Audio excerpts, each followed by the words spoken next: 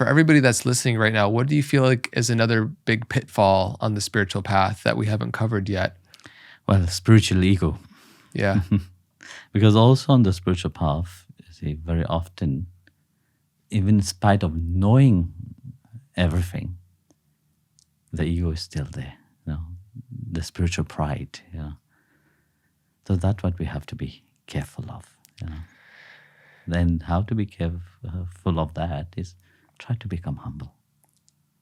Yeah. Embrace your humanity and your humility.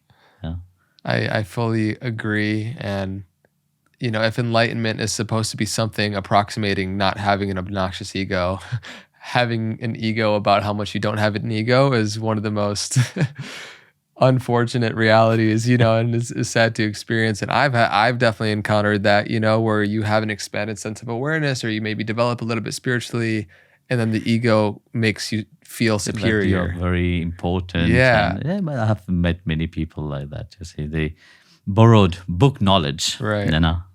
Yeah. And through book knowledge, they think that spirituality is about experience. Mm-hmm. You see, if you are on the spirituality, you have not experienced what you know, and it's difficult.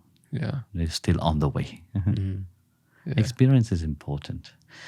Often, especially on the path of devotion, there's some path who says, yes, knowledge is important. You have to have knowledge, and then you can have experience. And when I look at, especially I can talk for my devotee, I look at my devotee, it's opposite. They have that experience first, then they get to know about it. They have the knowledge of it. Because once you have had knowledge and want to experience that, the mind is still there. Then you want to create that experience with your mind. Then the ego is still playing there. You see, the ego will make you think that, you are very special. You're a spiritual person. And you can see that in the world itself. People which is very knowledgeable. They have great knowledge about all the scriptures, but at the same time, they lack humility inside of them.